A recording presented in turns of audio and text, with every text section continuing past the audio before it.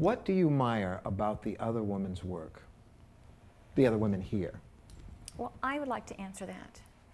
First of all, I see both Neverne and Babs as consummate drawers, which is the basis of art. And I have a great deal of respect for their ability to draw. Because Neverne's sitting right here, I'm going to say that Neverne does fabulous black and white prints or brown and white. I love very much the dog series that you've done and the onions. They're very powerful to me. I like it a lot. What about those two portraits she did of Dave Ellis, my partner, yeah, I and like myself? that a lot. Yeah, well, she can draw. She can draw. She's born that way, and she's been trained, yeah. But what's so amazing, in those two drawings of Dave and myself, she captured as the Germans would say, the Gestus of the person. She captured Dave, and she captured me sitting. The spirit and the feeling. The spirit and the feeling. That's right. Yeah, yeah, go ahead. Yeah, you did. I think that Babs is a wonderful, excellent, and thoughtful artist, and she's also a conceptual artist. So she is combining a lot of different elements, and I particularly love her hair drawings and her installation pieces. And I've seen both of your shows, and I really enjoyed them both. Thanks,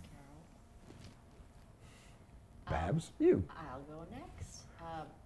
Both Carol and Neverne are great draftsmen, and that's again one of the same things that I love about their work. Neverne's black and white pieces and also her dog series are my absolute favorites. But I also I really like the palm pieces that you have. Some of those earlier pieces are wonderful too. And I think it's great that everybody here is continuing to do their process and continuing to work. Carol also she's a great painter. We have one of her wonderful paintings hanging in our living room. We have Neverne's prints on our wall. Yeah. When you go over to your home, it's like Neverne Covington all the time. I don't know about that. And but we can change that. Yeah. We're talking about that. Maybe a trade or something. Ooh, that'd be very nice. Do you all do any or a lot of trading? Any or all or some? It's some trading. Yes. I'm open to as it. a matter of fact, well, I'm sure you're aware we have quite a bit of art in our house. We like to have art around us all the time. And I like coming down every day and looking at the different pieces and being surrounded by other people's art as well as my own art. And I wish I had oodles of money, because then I would just buy. Buy them more. Yes, I mean, originally we had only art and no furniture. That was the way it began, and then... That's the way to do it. Yeah. Who needs to sit down when you can look at a piece of art? Yeah, we have a piece. Go ahead. Well, no, now I lost my train of thought. Oh, go it ahead. back. Well, I was going to say we had a piece that we purchased from Dale Lappy, a man who hopefully will do a show here in the future. He did the barn doors here at the studio, and we've had that piece now going on 8 years, and it still hasn't resolved all its secrets, mysteries. And if I've seen the painting once, it's on one of our dining room table. I can look at it 1,000 times. right. We have in that same room one of yours, one of yours. We have one of yours that kind of moves around our house. It's the drawing. The drawing? You know, the one you gave me for my birthday, Neverne? Oh, that one. Yes, as a matter of fact, I do. A moving gallery. It's a moving gallery, yeah. But like you said, I love coming down every morning, saying hello to the art, having the art say to me. Sometimes it says, "Oh, you look kind of sad today." Okay. We need to be wrapping this up. Who didn't go? I didn't. Okay. Okay.